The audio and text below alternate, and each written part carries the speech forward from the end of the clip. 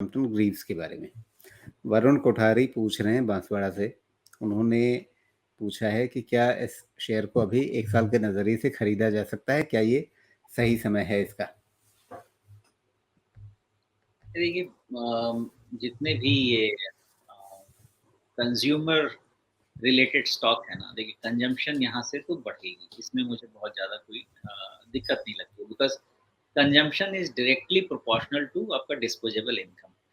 और जब per capita GDP बढ़ रही है ना, तो देयर इज़ नो रीज़न कि हमको यहाँ से कंजम्पशन स्टॉक्स नहीं बढ़ने चाहिए। लेकिन प्रॉब्लम इन सब सेक्टर्स में यही है ना कि इन सब ने अपने आप को इतने हाई वैल्यूएशन पे रखा हुआ है कि पता नहीं ये ग्रोथ जस्टिफाई कर पाएँगे या नहीं कर पाएँगे। That is the only problem. तो कंज्यूम क्रॉम्पटन ग्रीव्स में सिचुएशन ऐसा है कि लेकिन ओवरऑल इसका चार्ट में सही देख रहा हूँ ना, ये पहाड़ दिख रहे हैं मुझे, जो बचपन से में हम लोग ड्राइंग बनाते थे। बिल्कुल, बिल्कुल सही देख रहे हैं आप, एकदम सही।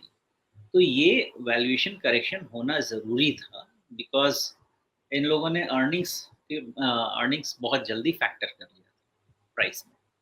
तो इनकी जो ट्रेड है ना, अब आराम से ठीक है। मुझे लगता है कि जो अभी वैल्यूएशन मिल रहा है, इससे 10-1% से ज़्यादा डाउनसाइड होना नहीं चाहिए वैल्यूएशन में, अनलेस कंपनी का डाउनसाइड मतलब अर्निंग्स खत्म हो जाए।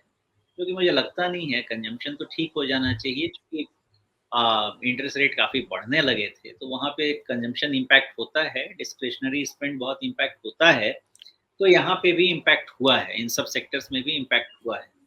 अब प्रॉब्लम की बात सिर्फ इतनी है कि ये फिगर आउट हमको करना पड़ेगा कि क्या एक राउंड और करेक्शन बचा हुआ है। पॉसिबली हो सकता है एक राउंड और करेक्शन बचा हुआ है।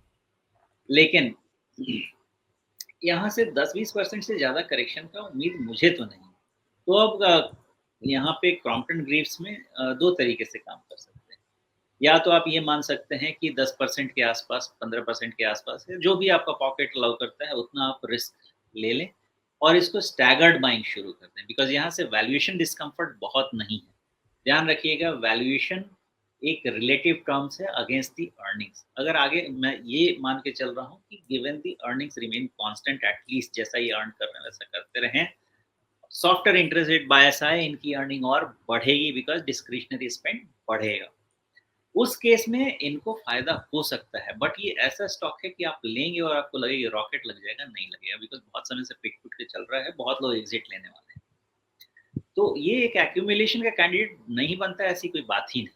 ओके, ब्रांड ऐसा कोई in terms of consumption brand ठीक है। तो मेरा ऐसा मानना है कि इन्वेस्टमेंट स्टैंड पॉइंट से स्टैगर्ड बाइंग में बहुत ज़्यादा दिक्कत नहीं है, लेकिन आपको रिस्क हमेशा ध्यान में रखना चाहिए। तो यहाँ से हो सकता है कि आप रिस्क रख सकते हैं जो 250 का इसका लो था वो, या आप ये भी रख सकते हैं अगर आपका अलाउ करता है यहाँ से रिस्क पॉकेट नीचे, तो आप थोड़ा और नीचे रख सकते हैं, लेकिन 10-20% का रिस्क रख के आप इसको एक्यूमुलेट करना शुरू करेंगे तो बहुत दिक्कत नहीं रहेगी। लेकिन ये इन्वेस्टमेंट ग्रेड स्टॉक ही है, जैसा आपने पूछा है, तो हो सकता है 1 साल, हो सकता है 1 साल आपका 1.5-2 साल में कन्वर्ट हो जाए, बट इन दैट वे ठीक रहना चाहिए। जी।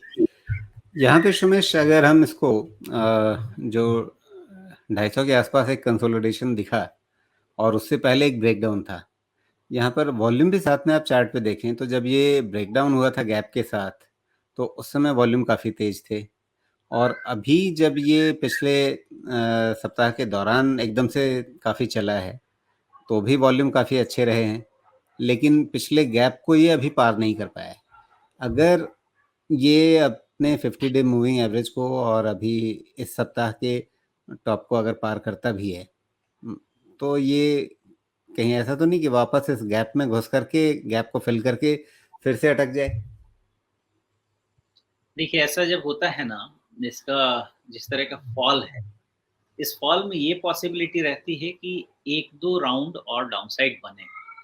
अब देखिए, यहाँ से बाइंग शुरू हो चुकी है, ओके? अब कोई ज़रूरी नहीं है कि ये बाइंग इतना स्ट्रॉन्ग बने कि यहीं पे इसको सपोर्ट दे दे कंप्लीटली। ये पॉसिबिलिटी है कि इसके बाद एक फ्रेश लो भी, लेकिन ये कह मतलब सकते हैं 250 के थोड़ा नीचे भी जाए ये? जाने के चांसेस रहते हैं, इसके नीचे भी 10% जाने के चांसेस रहते हैं। तो इसलिए मैं कह रहा हूँ कि हो सकता है कि ये सैक्रोसैंक्ट बॉटम नहीं हो, पॉसिबल है कि यहाँ से एक बार और करेक्ट हो और कहीं बॉटम बनाए। कहाँ बनाएगा मुझे बॉटम का आइडिया नहीं है। तो चूँकि इन्होंने ये डिसीज़न इन्वेस्टमेंट स्टैंड पॉइंट से पूछा है, इसलिए ये मेरा आंसर है। अगर आप किसी को ट्रेडिंग स्टैंड पॉइंट से पूछते, तो मेरा सिंपल सा कहना होता है कि 250 स्टॉप लॉस एंड बाय। इसके अलावा और कुछ सोचने की ज़रूरत ही नहीं है। और इन्वेस्टमेंट स्टैंड पॉइंट से आप थोड़ा-सा और स्टैगर्ड वे में इसको देख सकते हैं, 1-2 साल देख सकते हैं। और जब तक यहाँ से अर्निंग्स नेगेटिव नहीं जाए, जो कि मुझे नहीं लगता जाएँगे, तब तक कोई ज़्यादा दिक्कत नहीं। चलिए, तो यहाँ पर आपके सामने लेवल्स हैं जिनका ध्यान रखना है और किस तरह की रणनीति के साथ अगर निवेश करना है साल भर का भी, तो शायद आपको टाइम होराइज़न बढ़ाना पड़ जाए, साल भर के बदले शायद 1.5 साल, 2 साल अगर इसमें रुक जाएँ, तो फिर आपको शायद बेहतर रिज़ल्ट मिलेंगे, ये कहना है सुमेश जी का। बाकी हमेशा हम लोग एक बात दोहराते हैं कि ये सारी बातचीत जो है वो इसलिए है कि आप की मदद हो सके, और ये हमारी ओर से कोई बाय सेल रिकमेंडेशन नहीं है। चीज़ों को आपके लिए सही पर्सपेक्टिव में रखने की एक कोशिश है। बाकी आप अपनी भी खोजबीन करिए और साथ में अपने जो पेशेवर सलाहकार हैं उनसे मदद लीजिए, निवेश सलाहकार जो हैं उनसे बात कीजिए, उनसे मदद लीजिए और फिर एक बेहतर निर्णय लीजिए। हमारी ये सारी बातचीत इसलिए है कि आप एक अच्छा इन्फॉर्म्ड डिसीजन ले सकें।